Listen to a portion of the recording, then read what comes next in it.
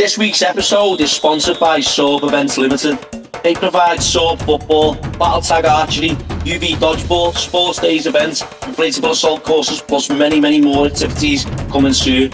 Ideal for sports teams, presentations, birthday parties, stag and hen parties, corporate events, school, and half-term summer camps, any occasions. Give them a follow and use the code The Good, The Bad and The Ugly Podcast for 10% off your first booking. The Good, The Bad and The Ugly Podcast with Tony Morell.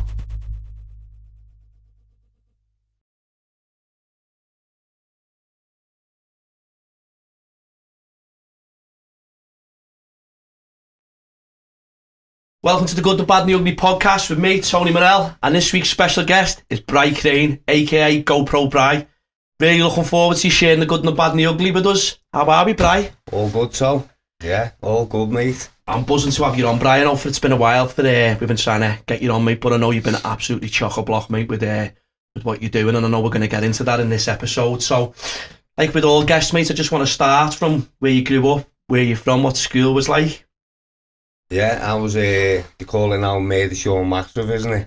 I was a Mershaw boy growing up, mate. St. Martin's School, Catholic boy. Yeah, get into that, not the average Catholic, like, but yeah, St. Martin's School, boss love school, brilliant mates. Just remember childhood as just like a boss time, yeah.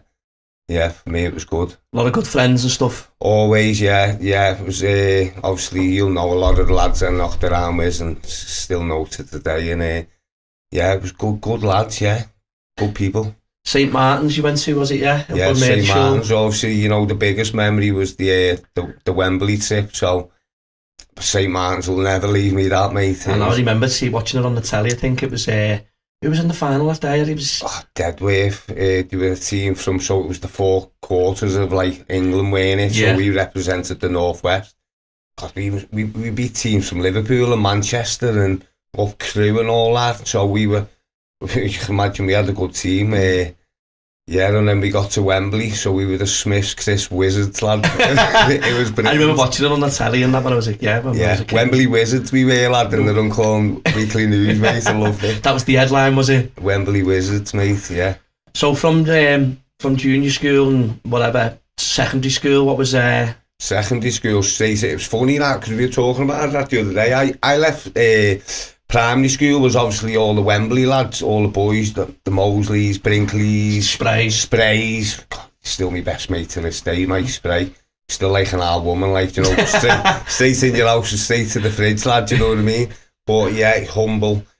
Yeah, I went from secondary school and it was mad with me because on induction week, I met a lad, obviously Jed Wells. He come from a totally different school, different area.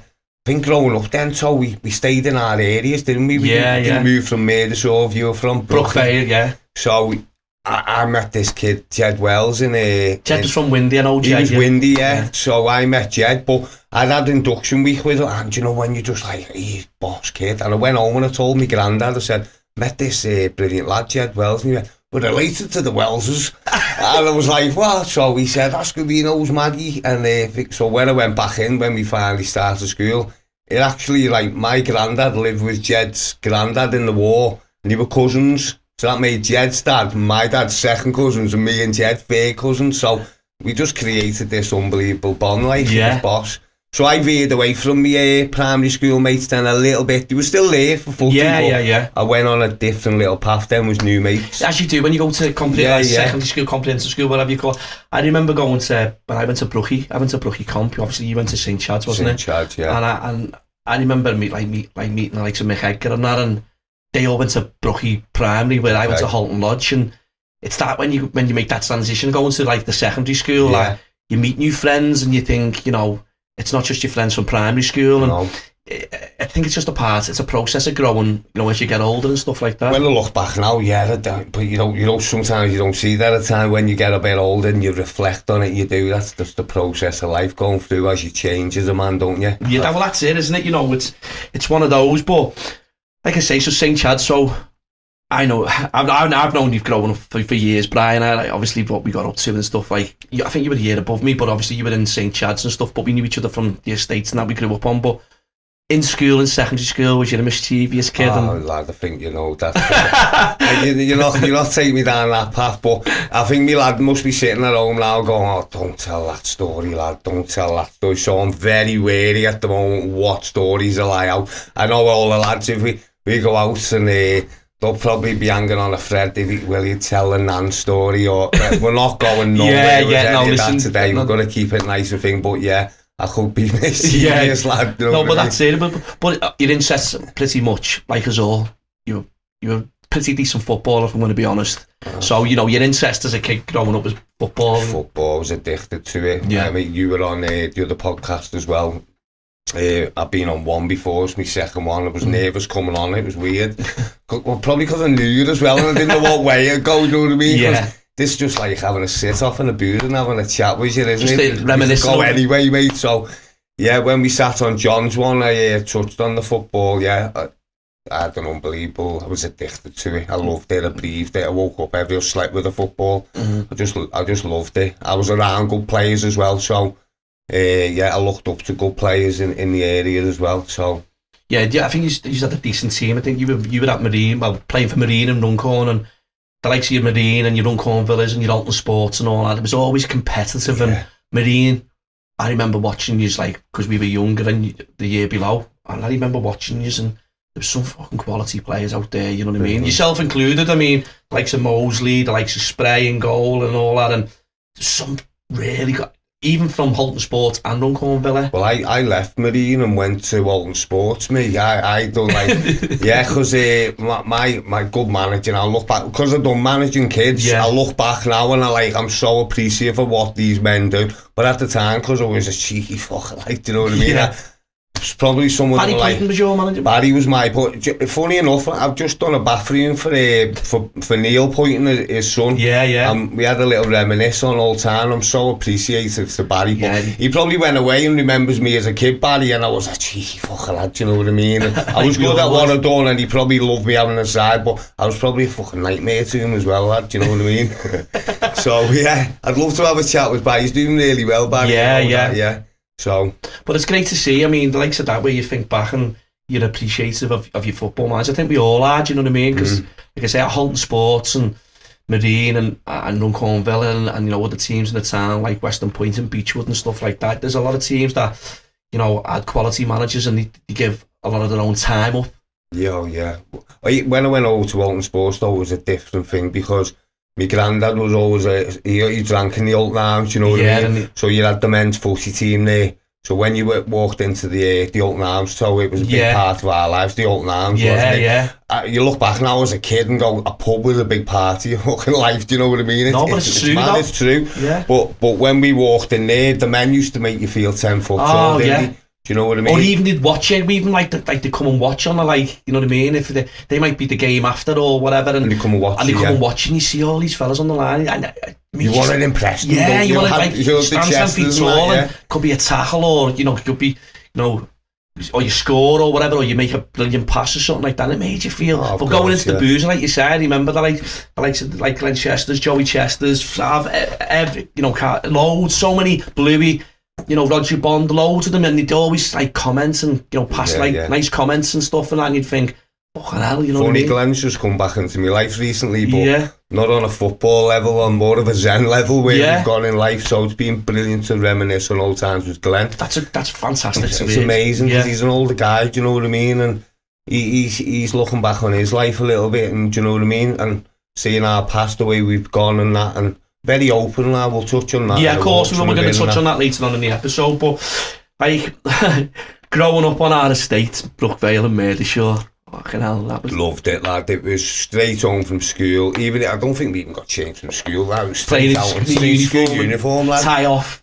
Dens. I was a bad denner. I think that's why I like the outdoors that much. I had that many dens, I forgot which one I was made, do you know what I mean? I go to the wrong den and forget, fucking hell, I made a new one the other day, that's even better. Yeah. But yeah, I was into that, me outside, down the valley, we had the valley. Merseyshire Valley, yeah. Well, my mate Robbie Davis, who I've become very close to now, he got moved over from Liverpool, and he said, when we come to Runcorn, lad, it was like a fucking fairground for us, because we had all these fields and like, barns and that, and it's like one big adventure for them. So yeah, we didn't appreciate it at the time, but we were always out. Like my favourite film was Stand By Me, lad. So I was always out at the weekend. Like it's just the Goonies, lad. Off we were. So Mershaw, that was where you grew up, well. Mershaw, yeah. And then over to Sutton Park. I remember. We moved second half up. We went to the posh area, then up to Sutton Park. Yeah. Really. I just lived over the bridge in Brookie too. Yeah, I lived on there. Well, I used to go to the shop. My ma would send me the shop, and all you would be stood around the shop, and then I'd be like fucking 4 hours later, I'd come back home as the loaf, and she'd be like, "The fuck have you been?"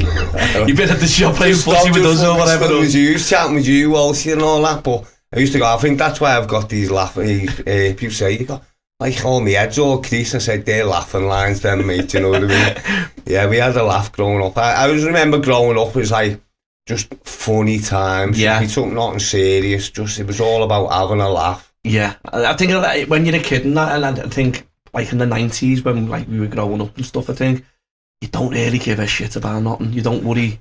No. Where now you worry so much because obviously you grow up and you become an adult and then you have your own kids and stuff and you worry for them and but us we just didn't have a care in the world, did we? Mate, you say fucking cat 9 lives, mate. I had more than that, lad. I'll tell you, lad, some close shaves as well, mate. All of us did, yeah. Just like if you went mischievous, we were mischievous, we weren't horrible or nothing, we were just didn't think it out. That's it. Didn't think what could happen. No fear. We had no fear or mate. And like you say, sometimes the consequences of like dancing with bloody, not so much death, but like some of the the positions we put ourselves in, do you know what I mean? Just going swimming in the Weaver and stuff like that. We had nothing to watch though then, did we? No. We were just doing it off our own internet back. and all that. Aware of it yeah. People, of course, they are. And they still do it. Yeah, of course they do. You see all the kids still going swimming in the Weaver and then there you go. They glow up like a glowworm because all the chemicals in the bloody what's name. But it was mad times and that growing up on our estates and that, and there was a lot of good people as well. I loved it, lad. I loved it. Never had a finger.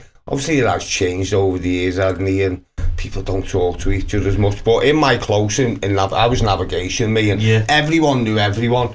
We were the type of family, I'd come to Christmas and my mum and dad would have a big Christmas party and the old close were there, we'd be upstairs with like a buffet and that, me and our kid, and then sneak down and load more and then back upstairs. Yeah. But door was just open for everyone knew each other then. Good crazy. Community spirit though, lad, innit? You know what I mean? Then I loved it, mate, yeah.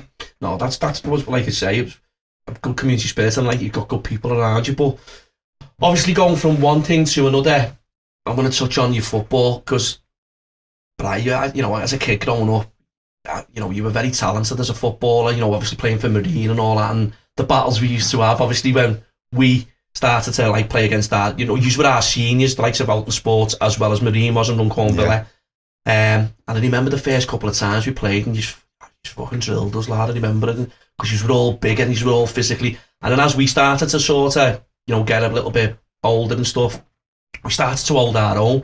But I remember like the likes of yourself standing out and Mosley, you had lads like Bobby Wilcox who played for Alton Sports as well, and some good players and even at Runcorn Villa as well. But yourself, you went on to do, I think you went and played for your district and stuff. And I was district, so it was Liverpool. So there's primary schools at Liverpool. So from Liverpool, what age was you when you went to Liverpool? So I went to Oldham first, trials at Oldham, with Kev Morris. Kev Morris, a year older than me, so we went down to Oldham. Willie Donahue was there. I think we were there for about 5-6 weeks. And then Jimmy Ennis, he was good mates with my granddad. And he was like, take him into Liverpool. So he took me down to Liverpool and obviously you're a Liverpool fan. I was a Liverpool fan, mate. Dead tall. What was it like when you got that? When you were? Oh, mate, it was just like unreal. And then when I got School of Excellence, back then it was School of Excellence. So it was year after year, and then you wait to the end of the year and you get kept on another year and you go to your presentation, get your form. Whoever's manager at the time then, so it was like Kenny Dalglish was there 3 years and Graham Souness. Yeah. So I've got all my certificates still. You get photos with them and all that, yeah. Just boss that, looking back. Who was in your group? Who was any players that's like obviously? What the fucking greatest. Well, we talked about this the other day. I talked to a really good Liverpool fella and we said like Gerrard or Dalglish, and his opinion was a little bit different, but mine was Gerard, because I've probably watched Gerard more as well. Yeah. Was he in your group, in your... Training, as a young kid. You look back now and see him on the photo, and still that same face, but he had that talent back then. You could just see it, Brian. You could just see it. He was Stevie Highway prodigy, you know. You do the training drill, and then stop, everyone stand where you are, and then it'd be Steve, demonstrate this. But did he just have it, lad? He just had it, lad. He was boss. And then Michael Owen was there, but it was he was a bit more like looked after, a bit away from the scenes, do you know what I mean? He was a bit in and out. I think they knew about him at an early age as well. Yeah, they knew they had something on their hands. He had something, but it changed a lot then. We didn't play many games, and like it is now, it was a lot more training, so... And you could play for your clubs at the weekend as well. Yeah, so because I remember that coming into place, and a lot of players who were signed on for clubs and that, they couldn't play. No, it happened to my son, so we had to stop playing for the Sunday League team. So back then, I got to enjoy Liverpool through the week, get a bit of time off school, and then go and play with me mates from school. Marine, at the weekend. And that's why I enjoyed it. I feel like I flourished, but obviously now it's more intense, isn't it? They're looking for that next big one now. And what was obviously, so you were at Liverpool, how long was you at Liverpool for? 5 years, mate. 5 years. Yeah, I got released at 16, and just devout, lad. Just come to the end of that season, you get that letter, and... Was it a letter, or was it face? So he called me granddad in, because my granddad was my number one. Like, he was like, I'd go with my granddad, and because he was at that era, we'd be at Melwood training, and I'd finish training, and I'd be looking for my granddad, and he'd be sat in the little boot room with Tom Saunders and like all the old fellas, and because that was his era. Yeah, he knew that he's from the old arms. Do you know what I mean? Yeah. That was his highlight. In some ways, well, I wanted to do it for my granddad as well. Do you know what I mean? My dad liked football, but he wasn't a football fanatic. I used to go down to my granddad and watch Liverpool with my granddad. I'd ask my dad to watch the match and go, do you know what? I've had a bad day, Liverpool wouldn't come and watch me. Do you know what I mean? And I was like, but now I've gone through that in my life where I'm not as, we've talked about it, haven't we? I'm not as fanatic as I used to be. Yeah. So you've got lots of stuff going on. And like priorities change. Of course. So obviously that experience of having that letter and stuff, did it just knock you for six, Brian? Not at the time, so not at the time. Well, it did. Obviously it did, but because we had a coach there, Paul Lever, and he'd come from Chester, so he asked me to go to Chester. So I was straight from Liverpool straight into Chester. But obviously you start going to Chester training, and you're like, you're not at Melwood no more, and you're at Chester, and I felt like a bit of a drop. Yeah. But no, there was no one back there who went, well, do you know what? Stick at Chester, work your way up. You know what I mean? I had a good little run in there. I got 2 games in the reserves when I was 16. So I had a little taste there, but football started dwindling. Other priorities coming. Yeah. It was in secondary school, and you know what I mean? You start getting to that point where you start going out, I started listening to rave music, and it was like, what's this? Do you know what I mean? And then you go on a different journey. You remember, what was it, Smith's Junior Raves on a Wednesday night, and I was like, I was missing them when I was at because you were dedicated to doing I was dedicated, I was going, my dad was taking me all the time, but then when it was Chester, I had another fella picking me up with his son, and it was like, fucking, out with the boys, Jed and all that, they're all going to Smith tonight, Junior Rave. Mr. Smith's in Warrington, yeah. Well, you're going into school on the Thursday, lad, and they've got all the fucking boss stories about what happened, and like, you don't know what went on, you feel left out. Yeah. So, it took a toll in the end. I gave in the end and started going out more with the lads and that. I think that's what happened to a lot of people who had, like, playing football, and if they get, like, sort of, they get let go, or, they sort of don't make, and then, they start going out drinking. Yeah. And other, leads to other bits and bobs. But your friends, like you say, you feel like you're missing out because you didn't, you know what I mean? Yeah, and I've got my own lad now, do you know what I mean? I'm telling them the total opposite. Well, I'm not telling them we share. I don't tell them to do anything. I've changed from the way I've noticed the things I've done, so I talk to my lad now. Yeah. Obviously it is. So the more you push him, he's going to go the opposite anyway. The opposite way. So try to advise him, let's say. Right way, didn't it? Yeah. Way, yeah. So, it's going good, mate.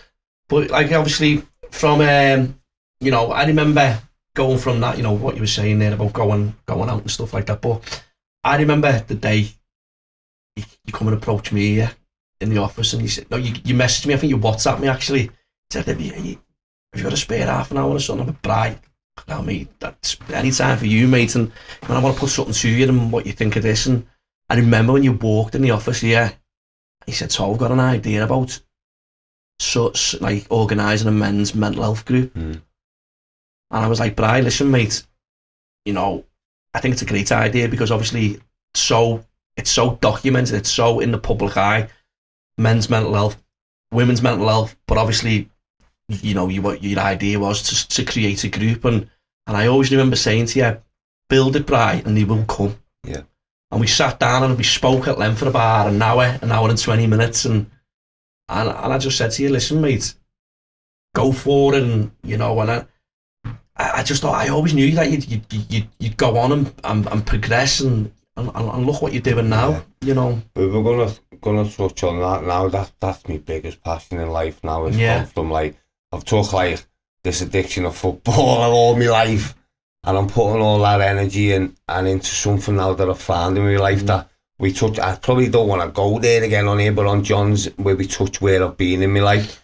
I'm open as a book to always, you know, what I do on the walks, out on the walks, telling people what. How did it come about? And you know, you don't want to go too. But obviously everyone knows it's out there, isn't it? I went through a period of suicidal thoughts, and for someone like me who's just talked about my past life and all that, some people look and go, I thought he was alright. But this is what I'm saying, Bri. You opening up, anybody can have that, you know, that little downward spiral of like, you know, feeling everything can be great, you can be working, lovely family, this, that and the other, but it could just be one thing that can trigger that. And you expressing obviously why you wanted to put this men's mental health group together, because with your own experiences. Well, I think that's when things happen like that and someone goes through an experience and then they decide to do something about it, I think that's when it becomes a success, because that nothing but the heart and passion goes into it, and all you want to do is help people then. So if you get people like that doing stuff, you can notice it a mile off, can't you? It just comes and it works then, because people levitate towards it. So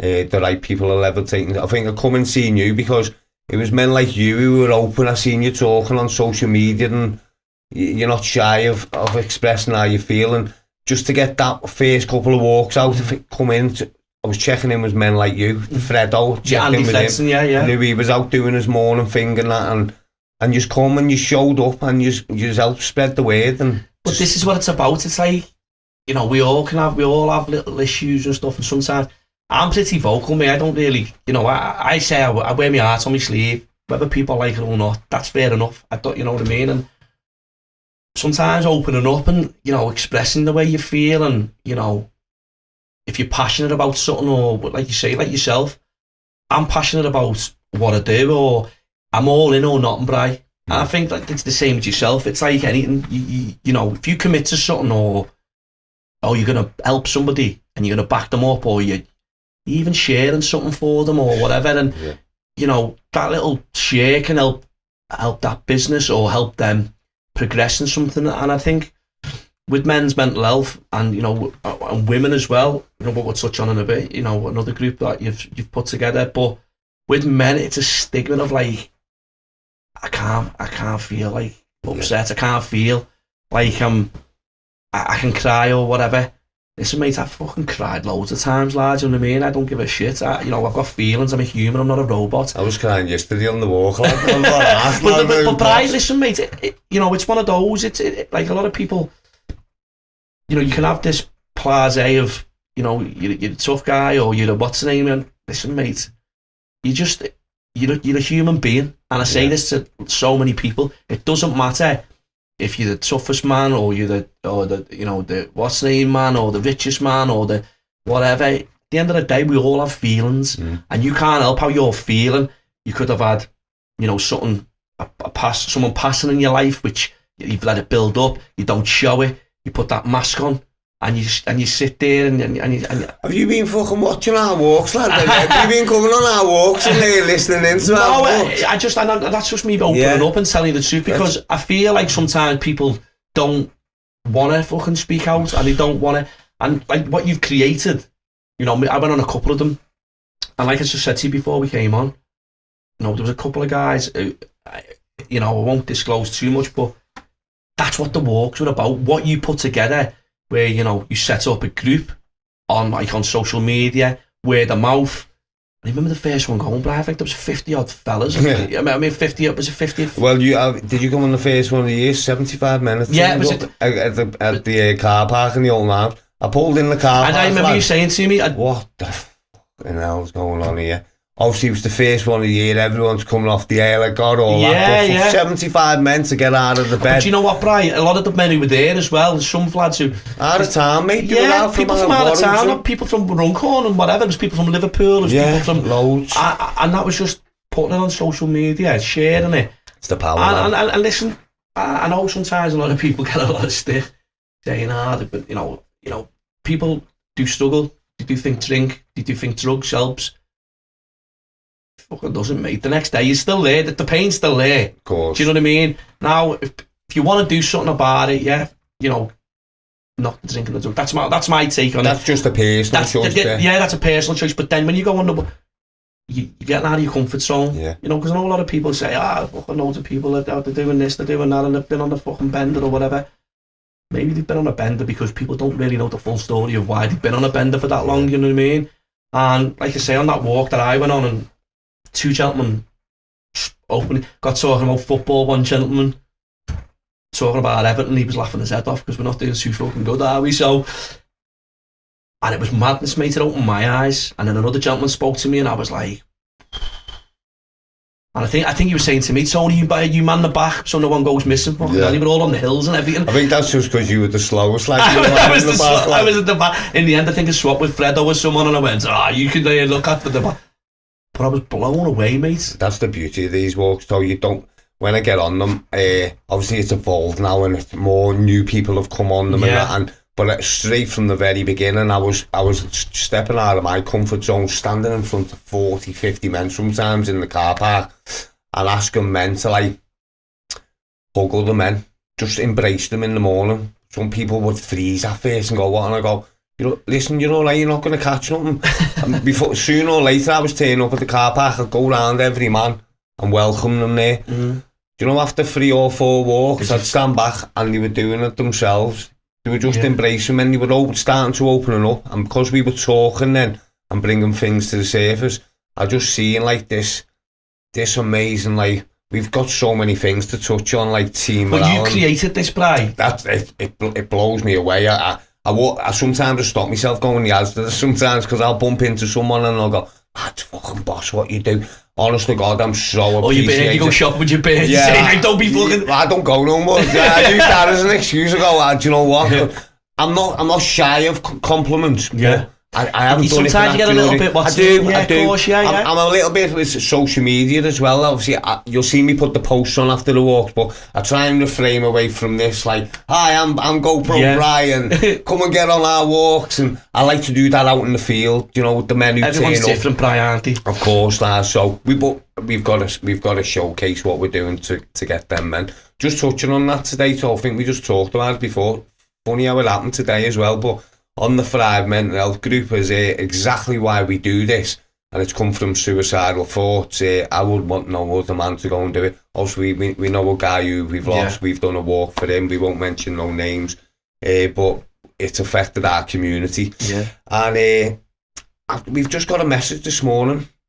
Again, we'll say no names. It's on the page, so the lady shared it with us today, and she's wrote that she's just lost her. A partner this week to suicide. It's a guy from the Runcorn area, and one of the guys on the committee, he knows this guy. He went to the same school as him, and the message from his partner was, I've been trying to get my husband or partner to get on the walks for the past 6 months, and unfortunately things have took a turn for the worst, and I just want to say to you guys, keep doing what you're doing because it's really helping. But it hasn't helped this guy. It's all day in work today, so I've been kettled over it.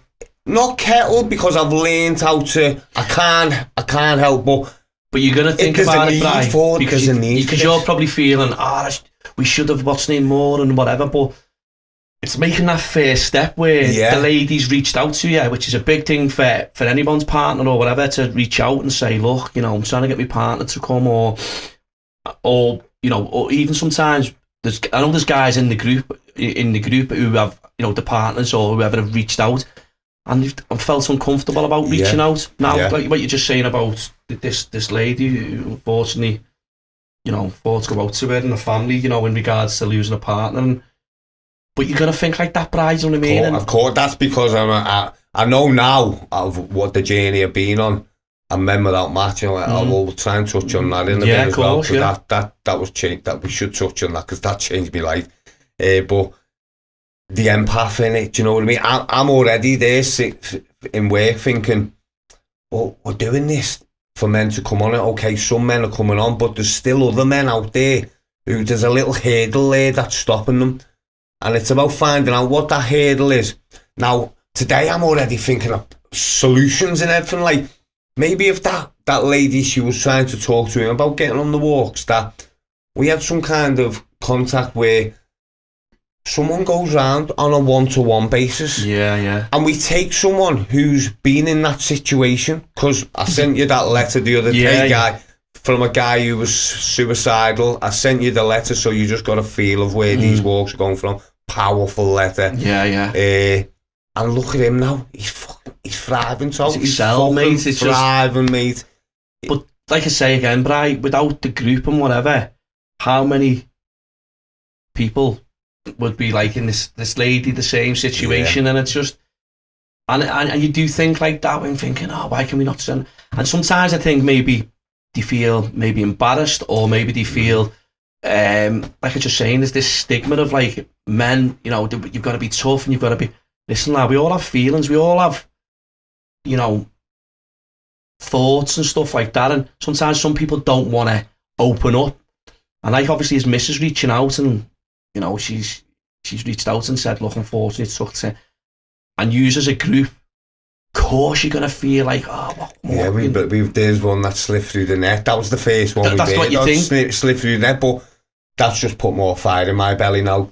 The next committee meeting that we have round at the Zen Shed, mate, we'll be addressing that, and we'll be coming to solutions. That's why we formed the committee, so it's not just my brain thinking because about this. Because I remember when you started this, you were on your own and you were doing it, and I was thinking, fucking hell, mate, it's taken off this, and you're trying to deal with certain stuff where you've got a committee and you've got, you know, you've got a good team around you where certain people can sort of look after that, can keep an eye on that, social media, doing this, don't forget you work full time as well. I'd be under the bath fucking fixing a plug, mate, and I'd get a text.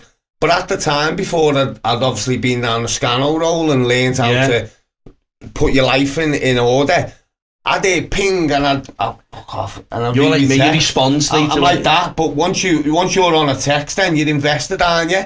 Whatever you were doing.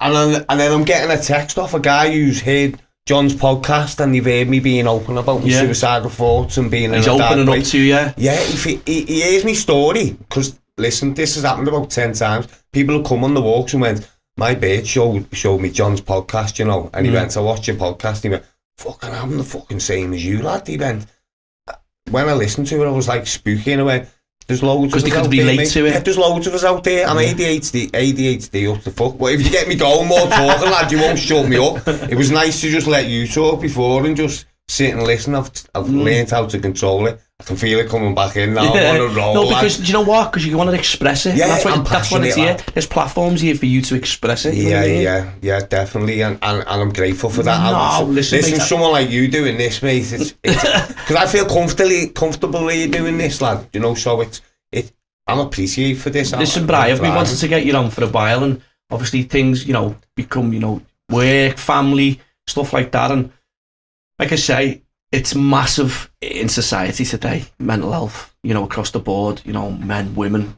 But like I say, you know, going back to the Thrive, you know, mental health and wellness group, how many of you is it in the group now, if you don't mind me asking? In the WhatsApp group itself, so we've set up a WhatsApp group. I think there's about 107 men in there. Yeah. But like any WhatsApp group, so we've had our discussions on that. Not every man's active on a group, you know. When they come on a walk, they get it put in the group. sometimes it takes. There's info in there if you want it. There's info there. So or it could be a quote in there someone puts in and it makes them picks them up of them. We've got guys in the morning. The Hillans. He's 5 a.m. guy. He's up at 5. He's in the Freddo on the train for 5 a.m. guys. But yeah, he's learning as well. He went down the Scano route, got on that 5 a.m. Sort your routine out. There's a few of us on it now. Obviously, you change and evolve. I'm into my yoga and my meditation. Yeah. My running days. Everyone's different, Bri. Fredo fucking finished me off. Was that marathon we done, lad? I was like, I'm done. I was smoking and I was like having a biff. The Fredo's looking at me going, lad, we're doing a fucking half a marathon here. And I was like, it's all right, I'll fucking beat them all as well. And in Mallow Mosley, I was like, it's getting out there. It's getting that mindset of what you want to do. And like you say, you know, like Lee Allen and stuff, 5 a.m. and stuff like that. Same with Fredo, the 5 o'clock club, the Silverbacks and all that. It's a knock-on effect. Of course it is, mate. What they're doing is, they're getting up, they're charging the day up, putting a little post out there. And do you know what? Social media, because we try and live up to people's standards, but there are people out there who do want to make change, and they see the likes of Fredo, they'll see 5 a.m. guy. People were doing to me at the beginning, sitting in my barrel, fucking 5 o'clock in the morning in a barrel. What the fuck's he doing, lad? Do you know what I mean? But that's how your day starts and whatever. I'm going to be honest, I went on the what's name, I had a little go with Fredo and that at 5 o'clock. And listen, mate, it was great, but then, you know, my life, but like obviously my business and stuff, it was trying to make that time, and then I was just so exhausted. And it's great what they do. Yeah, and it's some of the people who were on the group, you know, Mallow, Mike Smith. You want to be there, don't you? Of course you do. But I was falling asleep at 5 o'clock in the year. I wouldn't even answer. The phone's ringing, mate. I'm taking the knock on that.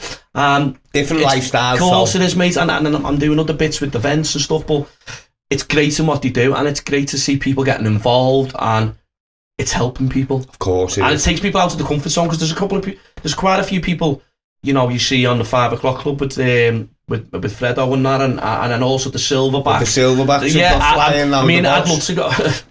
The only half marathon I'd do is half a snicker or so, you know what I mean? But I want to go. I've messaged them a couple of times, and you know what? They're so appreciative. They sent the messages back one and two, because we both know we're doing good for our own community. Yeah. I love to come down on the run, so I've gone and get on the treadmill, mate, try and get up, because they were starting to jump on 10 days. They do full marathons and that, mate. I'd be like, you know. But, I've got to practice what I'm preaching as well. Step out your comfort zone. Of course, My running takes it. I got on the treadmill, mate. My knees are gone, lads. All them nasty tackles, lads. From when you were a kid and that. I love me walking, mate. So I'll stick to me walking. Yeah. But always sharing their stuff, like you say. That's it. It just takes a little to share on your story or share on your platforms and that. And then there might be someone who'll get something from that. I do when people do it for me, lad. Because it shows that they've took a minute out the day to go, and that's all. I'll plug that for them. Goes a long way. Of course it does, even within, like in business as well. Just sharing someone, you know, at the end of the day, sharing someone's business. Someone might need, you know, a bathroom. Someone might need... I'll be plugging that now. Yeah, your bathroom, tip-top bathrooms, eh? Yeah, man. But it's good to, you know, even, there's so many, people out there who, you know, you just share it, and it helps them, you know, whatever they're doing in life, business, whether it's helping people, you know, it costs nothing. It says a lot about a person as well when they take a bit of time. You know, if they read something that you've put, because a lot of things I write now, because social media, I'm dyslexic as fuck, so it's like my spelling's terrible. So when I'm posting out there, it takes me half an hour to write a fucking paragraph like that, because I don't want to come across as, you know, stupid and that. So I'm always like checking. You can't do spell checking on Instagram and that. So my eyes are going as well. I'm 45 and I'm like, my missus comes in and goes, you still doing that post? And I'm like, but you want it to be perfect. I want it to be done right, So you come and another thing, I don't want to offend anyone, because not everyone wants to come on these walks, you know what I mean? I don't want to be in everyone's thingy, so you're just watching all the angles, mate. No, it's good what you're doing, and like a couple of people you mentioned and stuff like that, like Mark Scano and that, he's massive. I know, you know, he's... Love the man. He just texted me before. I was on the phone to his mum the other night, lad. It's good that there's so many people out there who are trying to help people. Yeah. And then people take something from it. And he's the one I watched. He's the one who set me off. And he sorted everything for you. Definitely. But like I say, I mean, it's good to see what you've created, and Bri, I know for a fact you're not going to stop. You know what I mean? I think it's you're on a journey which, like I said from the start, I knew you know, when you come and spoke to me, and I was like, trust me, mate, you're gonna create something, and you build it, people will come, and look what you know, the group now, what you've got, and you're helping so many people within, not just within the community, afar. Do you know what I mean? But only, are you ready for your documentary one? Well, do you know what, mate? That was one of the next. That was what I was going to speak to you about. The documentary with Sky. It's a mad story, and you know, if you want to explain to us about how all that come about. Just got to pinch myself sometimes. So where you getting Sky from? The guy actually works for Sky Sports. Yeah. So they both work. So the three of them work for Sky Sports, but they've also got the sideline where they're into the documentaries and all that. So a 4-man team have formed. And these guys who just come on the walk. So Zach, he's from Runcorn. His parents live in Runcorn, and his dad was coming on the walks. So Zach was travelling home and spending a bit of time with his dad, and he was coming on the walks with him. I haven't opened up to his dad yet. I know about Zach's story, but with his dad, he talks to someone else, so I can't really comment on him. But they ended up on the walks, too, and when I got to Christmas one, obviously I was holding men's circles, which come from Men Without Masks. They showed me a lot. They showed me how to open up and bring some amazing things to men. And I thought, here we go, it's my time here to bring this out in the field. And because we're away from everyone, some people come on their own, and we're away from like people that we normally know. People let themselves, their hair down, they let themselves a bit looser. So when you get someone like me fucking bringing something in the mix, like a fucking eye gaze, or like let's stare into space and just take time to reflect where we're at. It's quite fucking daunting, mate. The first time I went out and like stood there, we were at Lambertus Castle. And I was dying to do a breath work because I was heavily into my breath work. I'd learned from some brilliant people, and it was time for me to showcase what breath work can come into your life. What I've learned and what it's brought to my life. Because like going out in the morning now, I've got to do a breath work before I get up in the morning. It's part of my routine. People go to the gym, mine's a 30-minute breath work and a meditation. So I wanted to bring this and show this to men of our community. So you can imagine when you go on a walk though, and then you've got 40 men, you go, all right lads, what we're going to do now is like have a few butties, and then we're going to sit down and we're going to do a little breath work. And then you just pause then, and then you can see men going, what the fucking breath work, what the fuck's he going on about? Like, it's hard, man, do you know what I mean? But we got there in the first one. How did you feel? Was you nervous and stuff? Yeah, fucking course, like anything, lad, you know. I was nervous coming in here before, but I'm fucking flat right now. That's it, I'm in flow now. But nervous as fuck. A funny story, you know, sucker, don't you? So I've got them all sat down in a circle, and there's a breath work. I wanted to get all the breath work charged up, and we've got their hands in their air, and I've got them with their eyes closed, and I told them, right, we're going to take some big deep breaths in now, in and out, like a wave. It was like the Wim Hof, like a wave. I like got them going 30, and I seen Tucker. I didn't even know him then, and I seen him, and he's like this what he's doing, he's going, he thinks everyone else has got the fucking eyes open, I'm just playing a prank just on him. But that showed me, that's his internal brain playing there, like, am I getting wind up here? He couldn't just let himself go. You see that guy now, mate, he's first in, lad, are we doing a fucking breath work today, man? And his story, mate, and this is what I'm saying to you, he come on, I remember his missus messaged me, and I'll give you your details. I said, it's not me who organises the group. Well, I'm looking at him now. So was you. So his story, as it goes, mate. So I've met them both now. Chuck has become a very, very good friend throughout this journey now. And I've only met him on these walks. We've become like, you know when you meet someone, you go, fucking hell, he's like me now. He's got same thought pattern and all that. Just totally different. So we use the word brotherhood and all that. You meet someone, you make a connection. Doesn't have to be blood related, but you meet another brother there. I've touched on like the 3 lads I met on Men Without Masks. I've talked to you about them, and they've come into my life, and fucking hell, they might go-to men. You know, when I'm on the walks, things are getting a little bit on top, I remove myself and go and check in with them guys then, because they've heard my story at a deeper level. We're tight. But throughout the walks, getting there was tougher because I've opened up, got to know him more. I've heard the story. He's so appreciative of these walks. It's a powerful story But the story goes with him is why I said to him, why don't you go and get on one of GoPro Bri's walks? And he said, who the fuck's GoPro Bri, man? But now, honest to God, this story is powerful. He's not ashamed to tell it. I know he's not, and you know, people will, you know, I'm sure to God, people will find and hear his story, but he, like you say, he's first in, like you say, I can see how much he's, from where, you know, he was, I remember his missus messaging and I passed the details and said, look, get in touch with Bri, and now he's absolutely thriving, do you know what I mean? He's the epitome to anyone. He's an example. He's an example and like an inspiration of how you can change your life, and at such a quick time as well. I think he must be going on about 15 months now he hasn't used for, and that's unbelievable. He's open as a book. He's on YouTube. He's on us. If you can understand Geordie, go and have a listen to it. He's fluent to me now. It's brilliant to hear. But just going back to the documents, well, obviously with Sky and stuff like that, we were just touching on. We were just so we can touch back on that. Yeah. Well, they've just been out over the weekend in the Zen Shed filming, and listen, the Zen Shed's in your garden. In my garden, yeah. So it's my own little space out the back I've created, and they come with the documentary, and he asked me if he can do it. He seen what we were doing. He was like, "This is powerful shit you're doing here, lad." He said, "I'm watching men sitting in circles," and I'm sure he was at the one was we done up at Llangollen with a few I just spoke to Fredo on the phone, and he said, like, God, it was part of my life.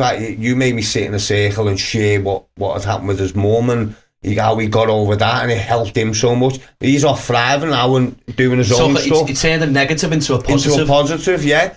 But this guy was seeing this and he was like, you don't see this much. Not many, around the country, and like, you don't see groups of men going out and being able to be open sitting there and crying. And I'm telling people, when we're doing a circle, someone told a very tragic story. Yeah.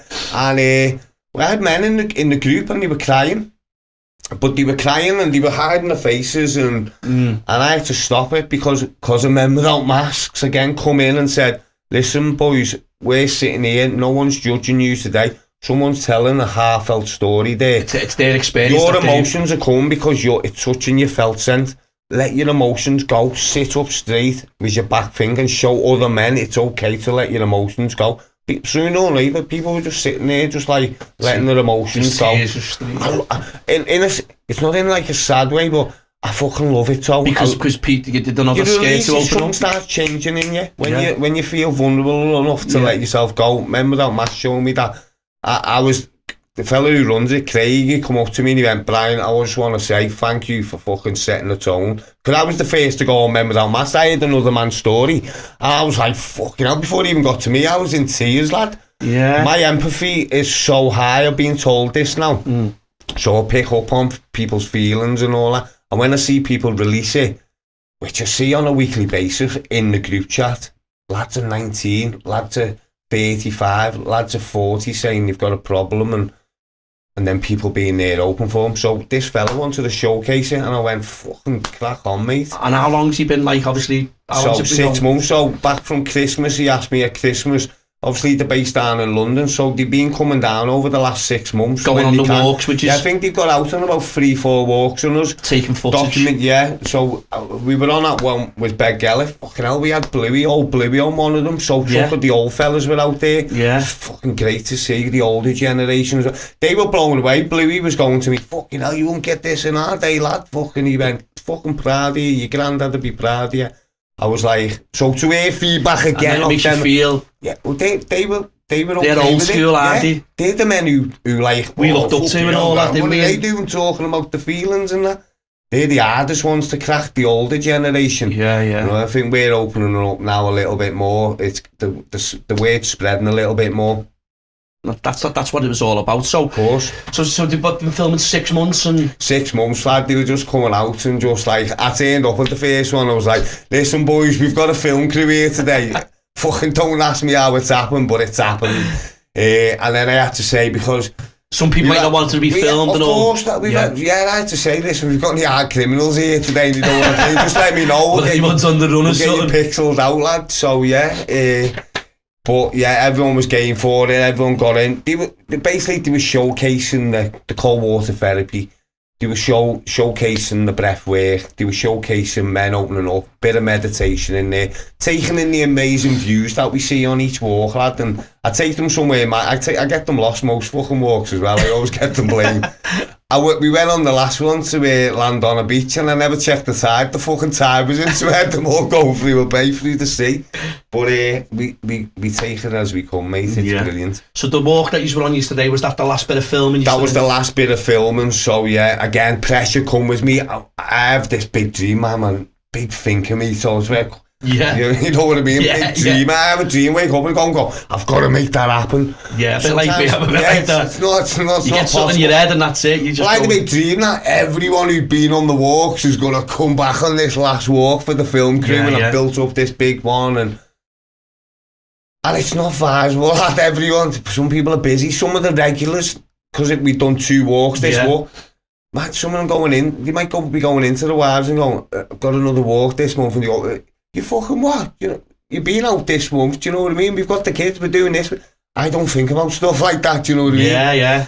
So once I then evaluate it, and then we get there, we got 21 men out yesterday. Do you know what? So 21 men still, mate. It's powerful. Yeah. They're the most powerful ones when they drop down. I think the lowest we had was 15, but sometimes they're the most powerful because we can sit in a circle. Maybe they feel more comfortable, but there's only not so many people there. And I always say now, so it's not about the numbers. It's not about showcasing on Instagram. Look how many we've got out walking. It's about getting the right men there who need them walks, and also the men who started enjoying that first Sunday of the month is fucking our day. It's Friday, it's men's day.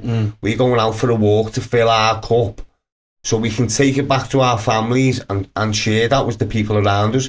Everyone goes back fucking buzzing, lad. The group chat after it for 3 days is like, fucking everyone's like... Well, maybe they're going back home after they've been on that walk. You know, they've took something from that walk and they've opened up to the wife, the kids or whoever. Someone said that to me once and I didn't see it, but someone went, "You're not just helping them 50 people that's coming on the walk. They're then going home.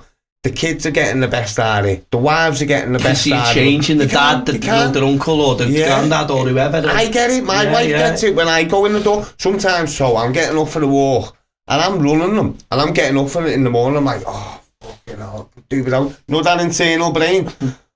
I've stayed up much of the day like a dickhead, and then I'm up for the walk in the morning. I'm like, but then I know what it's trying to do to me, keep me a little voice. So as soon as I tell it to fucking do one, get in the thingy and get on the wall. When I come back through the door, my wife goes, "Look how you were like that this morning when you were sat there." So she was a kid, but she's listening to me, lad. Yeah. So she knows that feeling. She's like, it's boss, mate. It's brilliant. It's fantastic what you've created and what you've done. Do you know what I mean? It's so proud. But again, men around me now for the last year, we put a committee together and. How many's in the committee? We got about 7, but we're getting there, and the people that I want around the committee, you got to be it's a lot of time. Okay, so you got to give your own time up. I'm asking people to come round to my Zen shed. My kids are older now, so I've got different. What's the age? Yeah. So if you've got families, so work commitments and stuff like that. Yeah. So I'm just gradually just seeing the men who we can, because I've got me bigger ideas. I know where we're going. Like Kev Scott's one of them, and he's just took on. So going into 2024, we want to keep with the first walk of the year, and then more men. We've got thriving now. We've got like a group of men, 30 men who are thriving, and they want to do more challenging walks now. Like the Scarfell Pikes can get a bit more of a challenging day. So Kev Scott, he's going through his mountain leading course and that, so he's going to start leading another walk 2 weeks on, so we're getting more active. We've got another guy just joined us from Speak, Gareth, and he's just started up the Strava challenge, so we've got everyone out on the bikes now. Yeah, see, on the bikes, so that's starting now, getting them more competitive, more active. And then me number one guy, Jeff Emmanuel, lad, he's my fucking boy, Jeff, lad. Love him to bits, mate. We've just been through the council route. Obviously, we're not after money and that, so we don't want to be this thingy. We're a non-profitable organisation. We're doing this because we've got a passion. And, you know, he's had this side with the family, so he's felt it. He's breathed. Everyone's got an experience, or, you know, they've had a beautiful man, lad. He's so level. He's my go-to man. I can be a bit... but he's like my go-to man, mate. And you need that good team around you. You need a good base of solid. Definitely. Do you know what I mean? And it's good that you've got like certain people around. Lee Illen's in there as well. Yeah. Lee I know the Illens. Lee Illen. Well, Steve was on the walks yesterday. We've only promoted one of the Illens up to now, lad. So there's a bit of a backlash off Paul and Steve at the minute. Steve always taking the piss out of me, so Steve's never getting on the committee, lad. But it's good that you can have that bit of banter and a bit of, you know. I missed it. So that's what I started for. I think I touched on John's. I was getting lonely as a man. I was always in that footy team, always out with the lads. You know what I mean? Obviously, I love being with my wife and my kids and all that, but you need that male, like, release, don't you, somewhere? You need to go and bond somewhere. And when we get the lads round and just have a little check-in, and that fills my cup, because we're talking, we're connecting, we're thinking of ideas to better thrive, and they're a great group of lads. I just don't admit it then, we've got Kev Kelly on there as well, just new to the committee. We've got young Jamie Wright, inspirational. He's very busy at the minute, Jay, and he always feels like he's not involved, but he's fucking there, lad. He's one of the boys. He's a younger generation, Keelan's age. Keelan got him involved at the beginning, mate. So I love him meeting new people as well. So new people coming all the time. Well, that's what you want, and it's good. And like, look, I'm going forward and stuff like that. Obviously, I know it's non-profit. Is there anything like a hub or something, or is this something that you've been possibly thinking about or spoke to the council about, where men can go to a hub and speak, and even women go to a hub as well? Because obviously you've got the women's that, you know, we'll touch on that, you know, in a bit, but is that something that you're looking into doing? Why are you hiding this out, lad? I would love hub. The lads in the committee all know me dream. They all know me vision. It's on the vision board, lad, in the Zen shed. You all get to see it, and there's loads in the pipeline, mate. I'd love my own hub, but like you say, you know, I still work as well, and it's that time as well, all in good time. Things happen for a reason. I'd love a hub where men can come and check in. We've got Wig Island on our doorstep, mate. Build us a big fucking wooden man shed in there so we can go and check in. I'm bringing men's circles to the fold after Christmas, so it's going to be a regular thing for men's circle. We've got Wig Island on our doorstep. It's a walk and a talk, and we're going to do a regular like check-in, so it's more frequent than that monthly walk. It's like, say, after that three days of the walk, so the dopamine, it wears off, and then some men are then back into the thought process and they're feeling lonely again. So it's about bringing more to the community. With Thrive. That's brilliant. It's good to see. Also, Brian, you know, I know your missus and your kids are dead supportive, mate. They've been a big part, and they support you with everything, and I think it's great to see, and you know, massive encouragement. You know, when they push you to achieve what you set out to do. You know, I know they play a big part in your life and that, mate, and you know, it's great to see that you've got a supportive missus and both your kids, lad, you know what I mean? Well, I read your posts as well, lad, on thinking the way you express about it makes life so much easier when you meet that person. You know what, though, Brian, and you know, touching on what you're saying there, I'm going to be dead honest. It's not all air and graces, you know what I mean? I wear my heart on my sleeve, whether people like it or not. That's just me as a person, but you need like good family around you or whatever, or you know, a strong missus, and you'll support you no matter what you do, whether it be in business, whether it be, you know, in a you know, a hobby that you do or whatever. But you know, you need them people who are going to have your back no matter what, you know what I mean? I know your missus Kate, she's boss, mate. She's amazing. She's I mean, what fella would you know can start a woman's walk, lad, have 49 women going, just going out and taking 49 women on a coach? No, you're right, though. Do you know what I mean? It's like, you fucking what? Do you know what I mean? I'm coming on that walk. No, but you know what, Brian, you're totally right, and like any normal, you know, your missus is a normal person, and you know, my missus will be the same for us. Listen, we've been through, but the thing with me and Kate is, obviously, when you're growing with the kids and all that, you're getting to know each other, aren't you? And you have your tear-ups and all that. Of course you do, mate. No one's perfect, lad. No, but do you know, since our kids have grown up and since I've been through this change, then God, I could be an angry fucker back in the past, you know what I mean? Listen, we can all be. Snapping, slamming cupboard doors, and because you've had stuff going on in your life, which, you know, like work, and you're trying it, and and your emotions and stuff like that. I know where it comes from now, put it that way, by listening to the types of, spending time listening to the Scanos, the Martin Bones, all these people, and really educating yourself again, starting again, so re-educating myself. That's it, but like you say, having like good, strong, your missus, your kids, supporting you. She just makes life easier for me, mate. She's so supportive. She's my soulmate. And do you know what as well? The reason I said I got emotional on the walk yesterday as well, because the camera crew were there and they did notice that I'd had a bit of a slow one throughout the year, and I shared it with a couple of friends, but we lost Kate's mum this year as well, and for it to still be supportive of me was with what she's going through, and then for me to see her going through a world of pain was, her and mum were like best friends as well. They were from the Canny Farmers, lad, you know what I mean?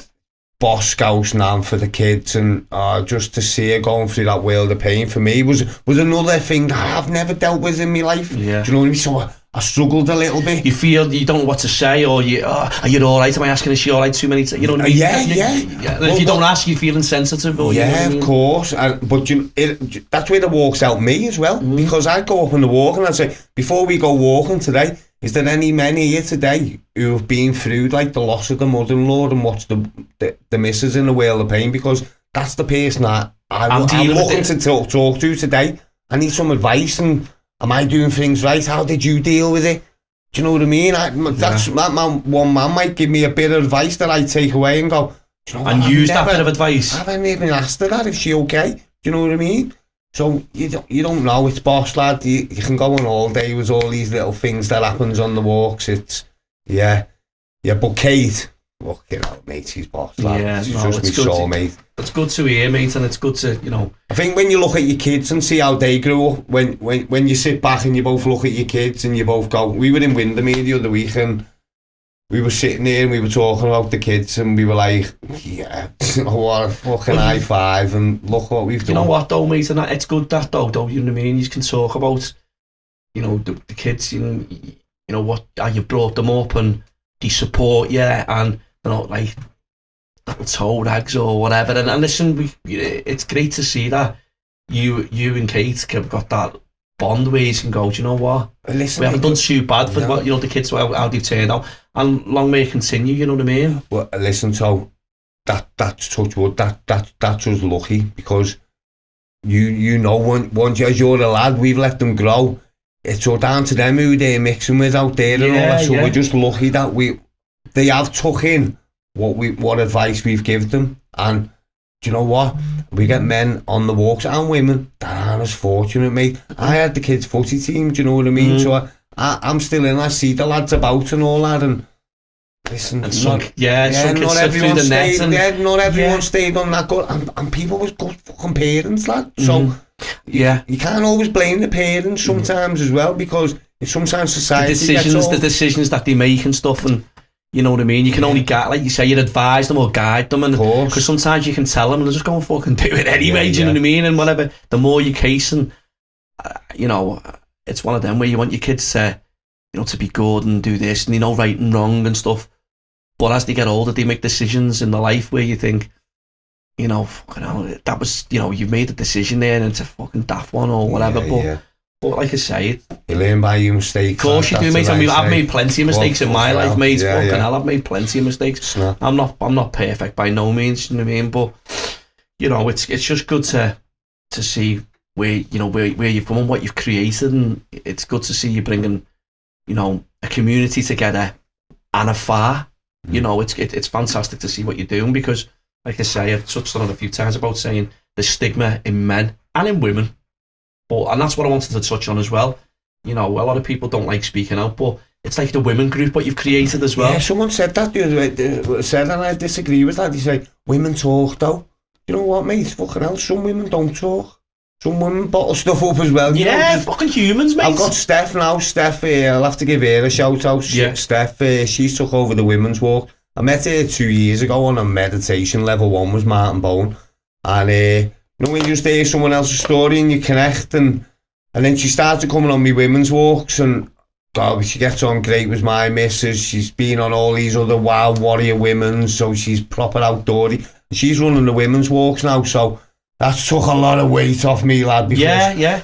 you can imagine, I don't know if you're on one of the walks and I come and say, listen, all the women are looking to message me, they want to see what we're doing, having a good time. They want to come on the walks, and fucking all the fellas were like, fuck that off, lad, don't be So I was like, I had the decision to make then, and I was for the men's anyway, because I just done men without mass. I had my vision on men. So I thought, fuck, I'm going to have to do a fucking women's walk here, lad. It was already out there, lad. It was out there, and once I'd done it, there was a fucking bus full, lad. All everyone has emotions, and everyone has feelings. It was good. Do you know, sometimes I enjoyed the women's walk more than the men's, lad. It was fucking belter, lad. It was good. But it's good. It's, you know, like, and your missus, did you say your missus? Yeah, she was on them, mate. She was out and about, and it took at the time as well. Her mum was not well, so it was a little respite to get out. Even though I was there running the walks, and I fucking shouted at her one day because I was doing the cold water dip, and I like to do a warm up before we getting on, like the men's, doing a bit of a dance and that. And she just starts walking in, and I went, Kate, we're doing a warm-up. And she was like, I'm not doing a warm-up. You're on my fucking walks, how you doing, man? So, yeah, we had a laugh about that later on. But, yeah, she's all for it, lad. So it's all going well. And it's going well. Listen, life's a roller coaster, mate. Yeah. I've had my dips again. I'm aware of them when they come now. I've got the tools in the locker now, thanks to Men Without Masks. And I've got all them tools in the locker. So what's in the pipeline for Thrive and GoPro Bri? Thrive, do you know what? I learn I go with my meditation state. Just go with the flow, lad. Just go with the flow, what's happening. We didn't ask for a documentary team to come and turn up. I didn't ask to come and sit on your podcast. Things are just fucking coming. When you're in that energy, life's all about energy. You wake up in the mornings and start your day on a good energy. Guess what? So fucking good energy's coming back. We've all been there when we're rolling out of bed going, fuck, I can't be asked today. Oh, fuck, do you know what I mean? Trying to make an excuse not to do it. It just gets worse. I'm getting in the car and I'm backing out, and fuck, someone's beeping out. Who the fuck are you? Do you know when you're all that's your day starting off to it. It's shite, lad. So, because I've changed all that now, I totally see life in a different way. No, that's good to hear, and obviously it's positivity, mate. We're trying to put that into Thrive as well, because we're getting more men. It's a ripple effect. Yeah. More men are doing that. If anybody wants to contact you, you know, men, women, what platforms can they contact you on? Instagram. I'm just talking away from GoPro Bri now. I want to keep that back to getting out with Robbie and all. Do my own things on that. But the Thrive on Instagram. We've got Chris Stringer running the Facebook. Fuck, he'll go off his head. I forgot him before. And you know what? I probably forgot a couple. All the lads know who they are. Facebook, Chris Stringer's on the messages there. I'm doing the Instagram now, and we've got Jeff on emails who's keeping anyone comes in on the council, so Jeff's on there. Yeah, he's also, you got your Facebook, Instagram, covered, and like obviously by email and stuff, there's all. Yeah, and listen, these walks are for anyone, so just the last little statement out there, these walks are for anyone. We have Bobby Hughes coming on the walks. He shared yesterday, Bobby Hughes. He sat in the circle, he comes with his grandson, and I fucking love that man. He's a box fella, Bobby. Soul to the earth. Yeah, he's soul to the earth. He's a lovely fella, yeah. I go on the walk, go and have a word with Bobby Wazza. He said he don't mind. Mazzy was on the walks, lad. Was go, lad. He's on the walks, and we done a sharing circle yesterday, and it come to him, and I said, do you know what?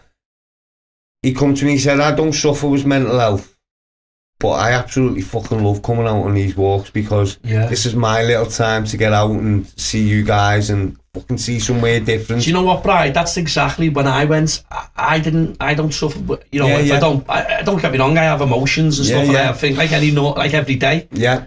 I went on the walk because you know me, mate. I'm like it. I know it's like it's, you know, people are opening up and stuff like that, and I went just to try and keep people entertained. The morale, just we need them people. You know what I mean? And like Bobby who opened up to you and said, look, I don't suffer with that, but I enjoy getting out. And I've seen his post yesterday, and I've seen it today, sharing how much he enjoyed it. And people, it might not be, you're suffering, but you know, it gets you out, and you know, in the fresh air, and it might help, you know, help your mental state, you know what I mean? Even if you're not, I mean, I'm saying, if you're not suffering with mental health, but it gets you out there, it makes you feel... Well, you come home fucking flying, didn't you? Yeah, You come home flying after it. Your cold water dip, you loved it, lad, though, you fucking, you know, you slipped on your ass getting in, lad, still got on footage.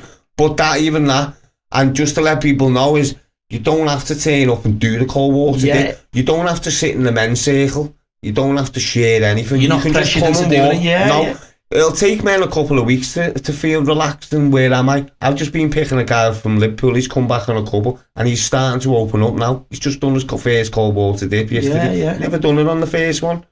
So that's where the magic is. Yeah, it's look what you've created, mate, and it's fantastic to see. Boss, mate.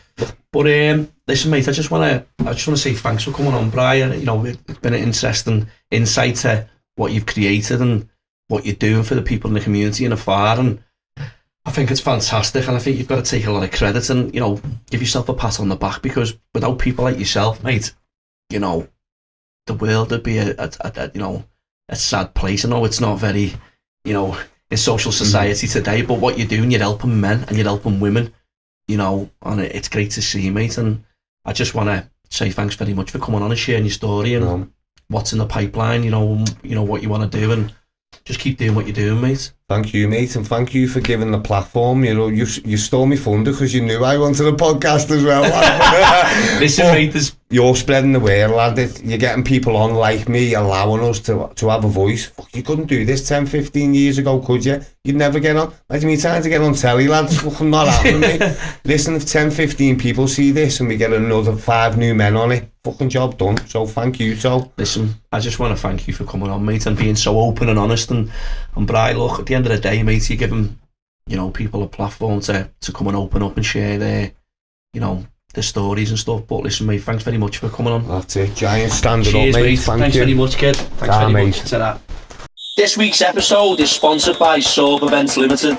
They provide Zorb football, battle tag archery, UV dodgeball, sports days events, inflatable assault courses, plus many, many more activities coming soon. Ideal for sports teams, presentations, birthday parties, stag and hen parties, corporate events, school, and half-term summer camps, any occasions. Give them a follow and use the code The Good, the Bad and the Ugly Podcast for 10% off your first booking. The Good, the Bad and the Ugly Podcast with Tony Morell.